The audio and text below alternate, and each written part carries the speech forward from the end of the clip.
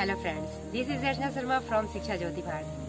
दोस्तों, आज मैं आपके लिए लेकर आई हूँ किचन इंग्लिश, यानी कि वे छोटे छोटे सेंटेंसेस या फ्रेजेस जिनका यूज हम यूजुअली अपने किचन में बातचीत के दौरान या किसी को कोई काम के लिए इंस्ट्रक्शन देते वक्त करते हैं। तो आज हम जानेंगे इस वीडियो लेसन के माध्यम से कि ऐसे छोटे छोटे सेंटेंसेस या फ्रेजेस को हम इंग्लिश में कैसे बोल सकते हैं। साथ ही हम जानेंगे इस वीडियो लेसन के माध्यम से किचन टेक्नोलॉजी से संबंधित नए नए वोकेबुलरी वर्ड जिनके बारे में शायद हमको ना पता हो या हम ना जानते हो। तो आज का यह वीडियो लेसन आपके लिए बहुत ही यूजफुल होने वाला है। तो आज के इस वीडियो लेसन को बिना स्किप किए शुरू से लास्ट तक मेरे साथ बने रहिएगा। तो चलिए स्टार्ट करते हैं आज का वीडियो लेसन। यूजुअली हम सभी के दिन की शुरुआत दूध उबालने से होती है। यदि हम किसी अन्य को दूध उबालने के लिए कह रहे हैं तो कहेंगे बॉयल अप द मिल्क, दूध गर्म कर दो। Warm up the milk, warm up the milk. यहाँ पर संभावना व्यक्त कर रहे हैं कि हो सकता है दूध बह जाए। ध्यान रखना, हम कहते हैं ना, ध्यान रखना, दूध बह सकता है यानी कि उफन सकता है। तो कहेंगे द मिल्क में बॉयल ओवर, द मिल्क में बॉयल ओवर। दूध बह रहा है यानी दूध उफन कर बह रहा है, नीचे गिर रहा है। इसका इंग्लिश होगा the milk is boiling over, the milk is boiling over. किसी कारण से हमारा दूध फट गया और हम कह रहे हैं, बता रहे हैं कि दूध फट गया है, तब कहेंगे the milk has curdled, the milk has curdled. हमारे खाना पकाने की शुरुआत चावल चुनने या बीनने से होती है।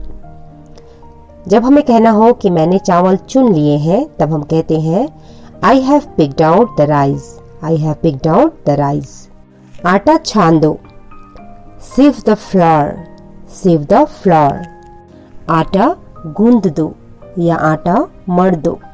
गूंदना और मढ़ना दोनों का ही इंग्लिश होता है नीड, KNEAD, नीड। और आटा को इंग्लिश में डो कहते हैं। तब इसे इंग्लिश में कहेंगे knead the dough, knead the dough.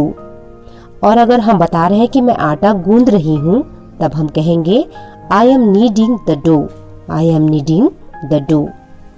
चावल धो लो या चावल धो दो। Rinse the rice, rinse the rice. इसी तरह सब्जियां धो दो या सब्जियां धो लो। Rinse the vegetables, rinse the vegetables. आलू छिल लो।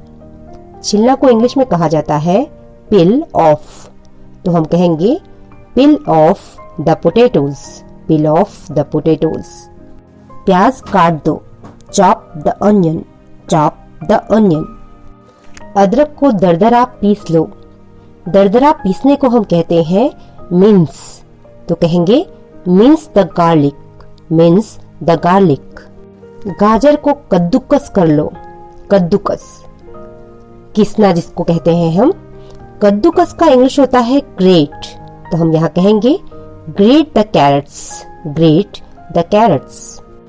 अब बारी आ गई है रोटी बनाने की। रोटी बनाने के लिए आटे को छोटे छोटे लोइयों में तोड़ना पड़ता है।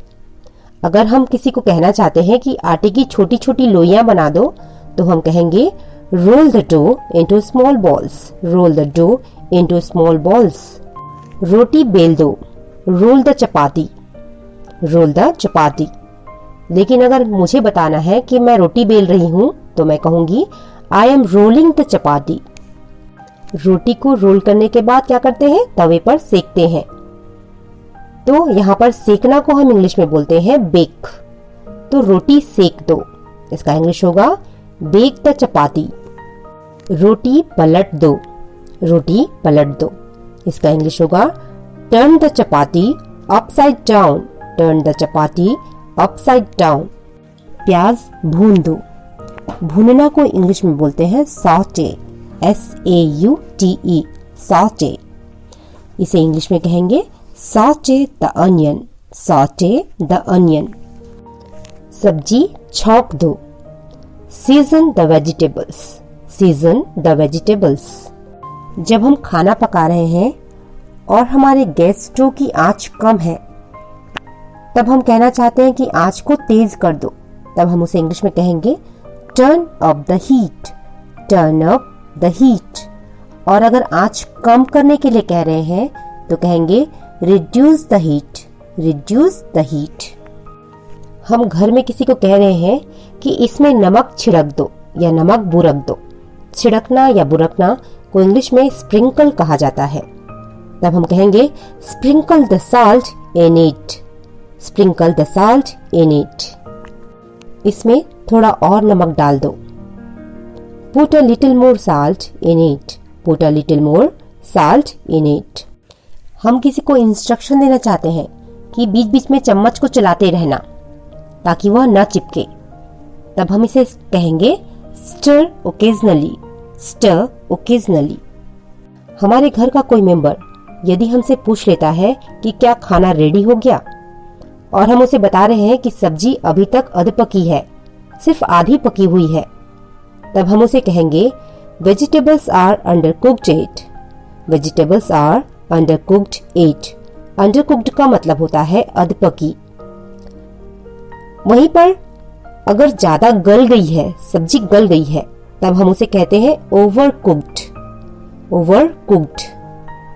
इसे धीमी आंच पर कम से कम 15 मिनट और पकाओ। इसे इंग्लिश में कहेंगे cook it on low flame for at least 15 minute, cook it on low flame for at least 15 minute. लीजिए, अब खाना बनकर तैयार हो गया और हम कह रहे हैं खाना तैयार है, तब उसे कहेंगे food is ready, food is ready. अगर घर का कोई मेंबर पूछ रहा है कि खाने में क्या है, तब उसे कहना होगा what's there for lunch, what's there for lunch. इसे थोड़ा ठंडा हो जाने दो, इसे थोड़ा ठंडा हो जाने दो। इसका इंग्लिश होगा let it cool down, let it cool down. घर के किसी मेंबर को गर्मा गर्म खाना पसंद है और वो कहता है कि गर्मा गर्म परोसिए, तब वो कहेगा सर्व हॉट, सर्व हॉट। खाना तीखा है, तीखा को इंग्लिश में बोलते हैं स्पाइसी, तब कहेंगे food is spicy, food is spicy. करी में नमक ज्यादा है, करी इज टू साल्टी, करी इज टू साल्टी।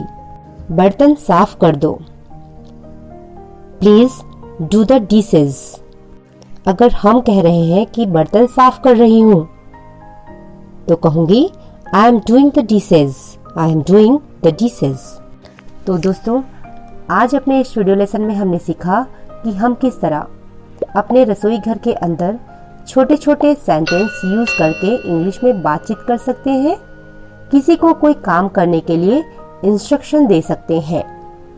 साथ ही हमने किचन टेक्नोलॉजी से संबंधित वोकेबुलरी भी सीखे। आशा है कि ये आपके लिए हेल्पफुल होंगी। तो आज के लिए इतना ही। Bye bye.